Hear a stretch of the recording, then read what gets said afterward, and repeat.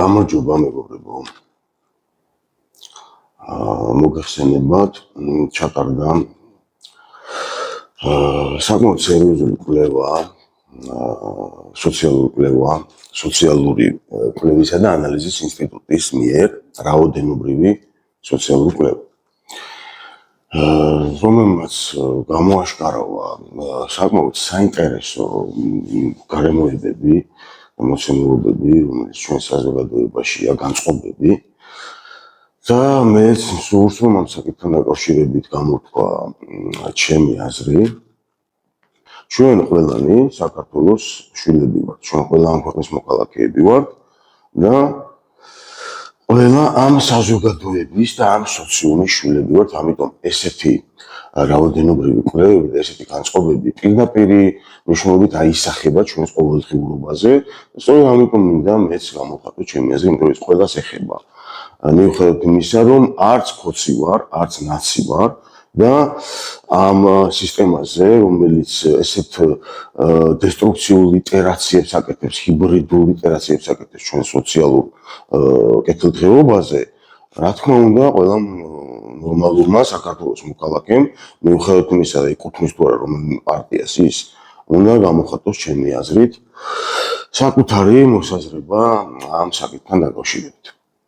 ასევე ვეთანხმები აბსოლუტურად იმ მოსაზრებას, რომ ეს ყველაფერი აუცილებლად განხილული უნდა იყოს დღეს უკვე ფსიქოლოგიურ ჭრილში. ფსიქიკა არის ის წერტილი, სადაც ის ჰიბრიდული განზომილებები, რომლებითაც იბრძვის ეს დესტრუქციული iterაცია ჩვენი საზოგადოებრივი ნორმალური კეთილდღეობის წინააღმდეგ, ფსიქიკა ის ადგილია, სადაც ეს ყველაფერი იყრის თავს ამ წერტილს. ფსიქიკა ის წერტილია, სადაც ეს ყველაფერი იყრის თავს და სწორედ ამ პროექციის ჭრილში უნდა იყოს განხილული ჩემი აზრით, ვეთანხმები მაგას ეს ყველაფერი. ამიტომ დავიწყებ, ასე ვთქვათ, ერთი საკითხით და შემდეგ გადავალ მეორეზე. ანუ პირველი საკითხი, რომელიც ჭრილშიც მინდა ეს ყველაფერი დავანახო საზოგადოებას და სოციუმს, არის ესეთი შემთხვევა ერთი, ამას წინათ ერთი საკმაოდ ცნობილი ფსიქოლოგი სტუმრად მყოფებოდა ერთ-ერთი ტელევიზიის სტუდიაში და იქ მოყვა მეფის იგავი, ესეთი, რომ მეფეს დაესიზმრა, რომ დაძვრა ყველა კვილი, მოძვრა მას და ერთმა ბრძენმა უთხრა, რომ ყველა ეუბნებოდა უხსნიდა ამ სიზმარს, რომ შენ ნათესავები დაგეხოცებაო რა და მე ერთმა ბრძენმა თუ რა ვიცი შემდეგმა ბრძენმა აიღო და ეს ყველაფერი შეთავაზა სხვანაირად შეფუთვაში მას. ანუ იგივე უთხრა, ოღონდ მეორე მხრივ, რომ შენ ყველაზე მეტხანს იცხოვრებო, შენ ნათესავებშიო, შენო ყველაზე მეტხანს იცხოვრებო და რატომღაც ეს პოზიცია რაღაც მისაღებია თუნდაც იმ ტელევიზიაში მჯდომი ჟურნალისტებისთვის და ალბათ ბევრისთვის, ვინც ამას უყურა და ვინც ეს იგავი მოისმინა. სინამდვილეში კბილების გამოსახულება და არა მხოლოდ გამოსახულება, თვითონ ამ ფუნქციის დანიშნულება, ასე ვთქვათ, სული როგორ უყურებს კბილების დანიშნულებას ადამიანის ცხოვრებაში და როგორ არის ეს ახსნილი სხვადასხვა თანამედროვე მეცნიერებების მიერ და სხვადასხვა ჩემს წიგნშიც. რომ კბილი არის სიმბოლურად გამოხატავს ამ ცხოვრებისადმი მედეგობას, ანუ რამდენად რა ინფორმაციის დამუშავება ჩაკაბეჭა და ჩაღეჭვა შეგიძლია და რამდენად გადამუშავებულს მიაწვდი შენს ორგანიზმს, ამას თუ ინფორმაციას მიღებთ საკვებს, ანუ ეგეთი გამოთქმაც არსებობს, რომ შენი საკბილოა ეს, ან არ არის შენი საკბილო, ანუ კბილი ნიშნავს ამ ცხოვრებისადმი მედეგობას, გამძლეობას, კბილების გამოსახულება. ამას ნიშნავს სიმბოლურად კონკურენტუნარიანობას, ანუ რამდენად შენ შეგიძლია რაღაც კბილი გამოაჩინო, რამდენად კონკურენტუნარიანი ხარ, რამდენად შენ რაღაცის მათნისი ხარ რა ერთი სიტყვით. და თუ ეს შესაბამისად, ასე ვთქვათ, სიზმრება ადამიანს, რომ რაღაც კბილები ჩამოძვრა თუ გაუფუჭდა და ასე შემდეგ, ეს იმას ნიშნავს, რომ ეს მიდგომა, ეს ცხოვრებისადმი მედეგობა შეერყა ამ ადამიანს. რა თქმა უნდა, შესაბამისად ყველა ადამიანს მისი ლოგიკური ისტორიული მე გააჩნია, მისი ლოგიკა და ისტორია აქვს და მისი ინდივიდუალური ლოგიკით უნდა შეხედოს ასეთ სიზმარს, მაგრამ ამ მნიშვნელობით და არა იმ მნიშვნელობით, რომ შენ ყველა ნათესავი დაგიხოცებ. არაფერს შუაში არ არის ეს ახსნა განმარტება, რომ ნათესავები დაგიხოცება და მაგრამ იმ ტექნოლოგიურ იმ მარკეტინგულ სისტემაში, რომელიც დღეს დამკვიდრებულია თუნდაც ნაჩქოცური სისტემის მიერ, ხო, ანუ ის იფსედიქსიტი ან სისტემის მიერ დადგენილი ჭეშმარიტება, რომ მე უფრო ლამაზად შეგიფუთავ ამ ტყუილს. მე უფრო ლამაზად შემოგთავაზებ ამ არასწორ ინფორმაციას და ამიტომ მე ამირჩიე. ეს რატომღაც წამყვან როლს თამაშობს დღეს, მაგრამ ეს თამაშობს წამყვან როლს ისევ იმ სისტემის ფარგლებში. და აი ეს ხალხი, რომელიც გამოავლინა ამ კვლევამ, ეს ხალხი ხედავს ამ ყველაფერს. ეს ხალხი ამ ყველაფერს ხედავს. გაიზარდა ცნობიერება, დაძველდა ეს მიდგომები. მე არ ვამბობ იმას, რომ ეს ამ ადამიანმა მის ეს იგავი მოყვა და ეს ადამიანები საერთოდ ძალით აკეთებენ ამას. არა, უბრალოდ ესეა მიღებული. საზოგადოება თვითონაც ზოგჯერ ამას ითხოვს, მაგრამ ფაქტია, რომ დიდი ნაწილი საზოგადოებას უკვე ეს აღარ მოწონს, აღარ აწყობს და ამას ხედავს. და მე საერთოდ ვურჩევდი მათ შორის ფსიქოლოგებსა და თერაპევტებსაც, რომ წაიგეთონ ჩემი წიგნი, მართლაც, ამას არ ვაკეთებ ხარ რეკლამის გამო, გულწრფელად ვამბობ, ბევრი რამე უკვე თქვენთვის სხვანაირად გახდება ხელმისაწვდომი ინფორმაცია და აღარ მოგიწევთ ტყუილების შელამაზება. მოგიწევთ სიმართლის, სინამდვილის შეფუთვა და ისე მიწოდება ადამიანისთვის. ეს ორი კარდინალურად განსხვავებული რამე არის, ტყუილის შეფუთვა და სიმართლის შეფუთვა. აბსოლუტურად სხვადასხვა რამეა ხალხო, ამიტომ გულწრფელად ვამბობ, რაღაცა ეს არ არის კრიტიკა ამ შემთხვევაში, ეს არის უბრალოდ ფაქტის კონსტატაცია, რომ ეს არ არის სიმართლე და სინამდვილე. კრიტიკა კიდე სხვა რამე, შეიძლება დავობდით ამაზე, მაგრამ რასაც ახლა მე ვსაუბრობ, ეს უბრალოდ სადაოც არაფერი ამაში, რა.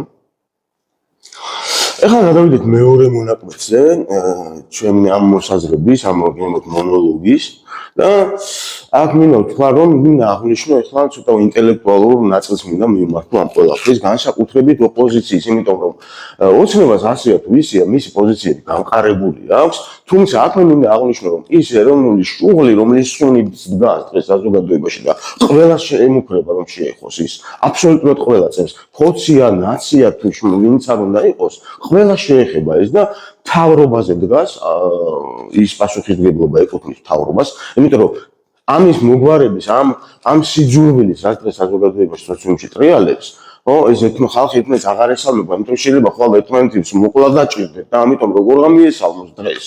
და ამისთვის თვითონ მზადება მიმდინარეობს რაღაცნაირი და ამის მოგვარების ძალაუფლება და უფლებამოსილება გააჩნია მთავრობას, მმართველ გუნდს და შესაბამისად პასუხისმგებლობას მასეა, მაგრამ მეორე მხრივ ეს არ ნიშნავს იმას, რომ თქვათ ოპოზიციურ სპექტრზე არ არის ეს პასუხისმგებლობა და ეს 40%, რომელიც უნდა დაახლოებით 40%, რომელიც უნდობლობას გამოთქვამს, განა რომელიმე პარტიის საერთოდ პროცესების მიმართ გამოთქვამს ეს 40% უნდობლობას. ეს სხვადასხვა რამეა ხალხო, როდესაც რომელიღაც პარტიას არ ენდობი, მაგრამ მეორეს ენდობი.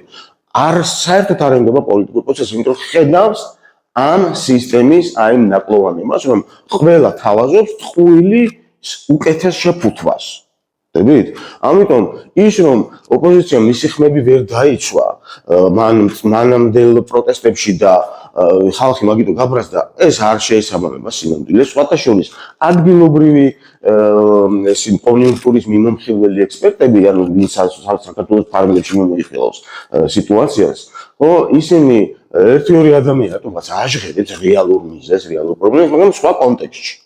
რეალური პრობლემა შეგდება სულ სხვა კონტექსტში. არ ვიცი ეს შეგნებულად ხდება თუ ცნობიერად, თუ ნეფსი, თუ ნებლიეთ, მაგრამ ეს ესე ხდება და იმას რომ ინტელექტუალური ნაწილის დიდი უმეტესობა კი არა და აბსოლუტური უმრავლესობა ჩემი აზრით აქტორების, პოლიტიკური აქტორების, მათ შორის რომ ვერ ხვდება ამ მიზეზებს, თუ კი ხვდება და რეალურად მალავს, ეს კიდე უფრო უარესი დანაშაულის ყოფასია, მაგრამ რომ ვერ ხვდებით, იმიტომ რომ ჩემი აზრით ბატონებო, განსაკუთრებით ვინ საერთაშორისო მიმოხილვაში ხართ, გადაართულები და გონიათ რომ თუ გარეთ არ მოგვარდა რაღაცა შიგნით, არაფერი არ მოხდება, ცდებით და ეს ამის მიზეზი, ამ შეცდომის მიზეზი ის არის, ერთი შეცდომა მეორეს მოსდევს და თავდაპირველი შეცდომა ვერ გაგიგიათ უბრალოდ რეალური მიზეზი ვერ აქვთ მიგნებული. იმ დროს შუადაშორის პირველის რომელიც ჟურნალისტთან ეთერში იჯდა, სტუმრად იყო არმაზახვლედიანი და ამ ადამიანმა დაიწყო ამ კანონზომიერი კითხვის დასმა, რომ რამდენი მიზეზიც არ უნდა იყოს, რომ ერთ მიზეზის შეიძლება ერთ მიზეზთან მივიყვანოთ ეს ყველაფერი და ამ ერთ მიზეზის გადაწყვეტით, ანუ კანონზომიერ კითხვას swams ადამიანი, მაგრამ swams უბრალოდ მოქალაქე ადამიანი, პიროვნება, არმაზახვლედიანი და შემდეგ უკვე ხდება რომ ამ კონიუნქტურის ფარგლებში ვეღარ ისაუბრებს სიმართლეს და სინამდვილეს, იმიტომ რომ ნაცები ხოც დაუძახებენ, ხოცები ნაც დაუძახებენ, ისინი აღმოჩნდება ეს ადამიანი რაღაც პროცესებს მიიღმა. ანუ ესეთი რაღაც შენიშვნების და შესწორებების და ჩემი აზრის გამოთქმის გამო სხვათაშორის Facebook-ზე ბევრმა ადამიანმა რაღაც ხოცად მომნახეს და მე არც პარტიაში ვარ, არც პოლიტიკური აქტორი ვარ. თუ მარტო საერთოდ სხვა სფეროში მოღვაწეობ და მართლა ვაითქმის პატრონს ხალხო, ვინც ესე იარდეყებს აწებებ თავს და გინდათ რომ ძალით გახავდოთ ხალხი თქვენი მომხრე, ნებისმიერმა მხარემ რა და ეს ხალხი 40% ეს ყველაფერი თქვენი ეს ასე ვთქვათ არასწორი მიდგომები კონვერტირდება სიძულვილში. ერთმანეთის სიძულვილში კონვერტირდება. ორივე მხარეს პასუხისმგებლობაა რეალური მიზეზი გაარკვიოთ ხალხო.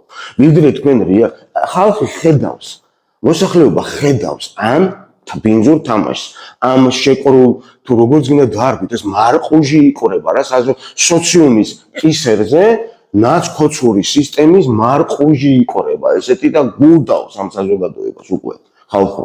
გამიგეთ და რეალური მიზეზი რომ ვერ გაგიყვებიათ, იმიტომ ხართ პროფესორ მასწავლებლებო, თქვენ მოგმართავთ. მე თქვენ დიდ პატივს თქვენ ბევრი რამე გაგიკეთებიათ საქართველოში და ვიცი მე ვისაც მიმართავ და ვინც უნდა გაიგოს ეს და იმას ვამბობ რომ თქვენ რეალური აკაური პრობლემას ვერ მიაგენით, იმიტომაც გადაერთეთ, არის უბრალოდ აქ რა ისაუბროთ. და იმას ხოთროთ თავი რომ დავანებოთ რომ პლატფორმებზე არ ჩანხართ საერთოდ. და ვინც ჩანს, ის ხალხი ვერ ხვდება რა ახსნას საზოგადოებას რა ელაპარაკოს, აი 40% რა ელაპარაკოს. იმაზე აღარ ვამბობ, რომ 1%-იანი, 2%-იანი პარტიები დღეს რაღაცებს ეს ხო საერთოდ მაიმუნობა, ამას აზრი ეკარგება ყველაფერს. თუ რეალური მიზეზი თქვენ თვითონ არ მოძებნეთ, გაიაზრეთ, ხალხს აუხსენით, რომ ჩვენ ეს გავიაზრეთ ხალხო. და თუ გვენდობით ახლა, იმიტომ რომ ჩვენ სიმართლეს გეუბნებით, თქო, ეს უნდა იყოს ლეგიტიმური და ხალხი უნდა დაარწმუნდეს, რომ თქვენ ნამდვილად მიხვდით თქვენ შეცდომას. და ამირიდან ესეთი რამე აღარ მოხდება, თორე იცი რა ჩვენ იქ ვერ დავიცავთ, შენი ხმები და ეხლა დავიცავთ, ჩვენ თქვენ ხმებს. ეს ხო მაგარი სისულელია, გნებავთ ის რომ ერთის მხრივ, ესე იგი არალეგიტიმურს უწოდებ მთავრობას და იგივე მთავრობას თხოვთ არჩევნების დანიშვნას. ეს ხო მარაზმია და ამ მარაზმს მოსახლეობა ხედავს. და ბოლოს ერთი კითხვა მინდა დავსვა, თქვენი აზრით აი ეს იგავი მეფის სიზმარზე, ვისთვის არის განკუთვნილი რომელი კატეგორია ელექტორატისთვის, მოსახლეობის როგორი კატეგორიისთვის არის განკუთვნილი? თუ შეიძლება გამოხატეთ თქვენი აზრი. მადლობა ყურადღებისთვის.